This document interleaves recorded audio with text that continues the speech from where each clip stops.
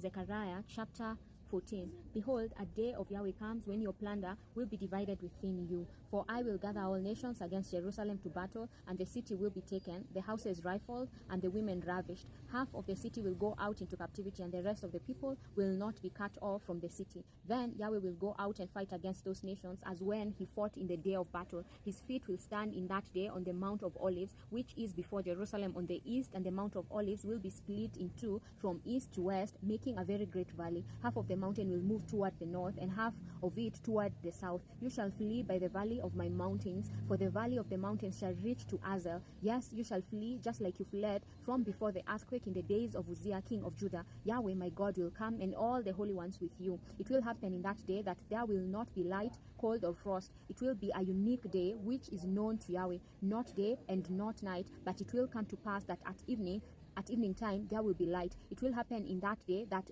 living waters will go out from Jerusalem, half of them toward the eastern sea and half of them toward the western sea. It will be so it will be so in summer and in winter. Verse 9. Yahweh will be king over all the earth. In that day Yahweh will be one, and his name one. All the land will be made like the Arabah, from Geba to Rimmon, south of Jerusalem, and she will be lifted up and will dwell in her place, from Benjamin's gate to the place of the first gate, to the corner gate, and from the tower of Hananel to the king's wine presses. Men will dwell therein, and there will be no more curse, but Jerusalem will dwell safely.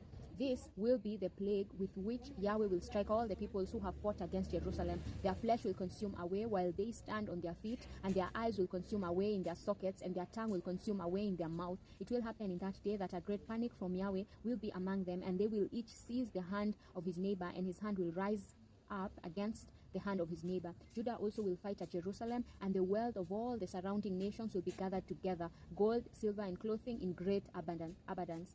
Verse 15. A plague like this will fall on the horse, on the mule, on the camel, on the donkey, and on all the animals that will be in those camps. It will happen that everyone who is left of all the nations that came against Jerusalem will go up from year to year to worship the King, Yahweh of armies, and to keep the Feast of Booths. It will be that whoever of all the families of the earth doesn't go up to Jerusalem to worship the King, Yahweh of armies, on them there will be no rain. If the family of Egypt doesn't go up and doesn't come, neither will it rain on them.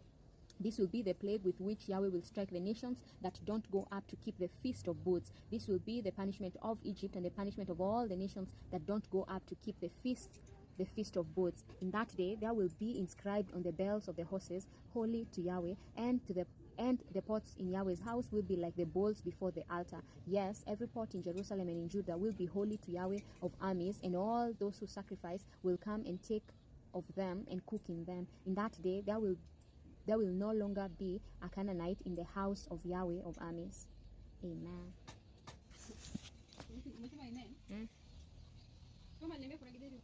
Sijui hata. Oh, iliko pale kwa sufuria? Si uangalie. Mimi nilisahau, imagine.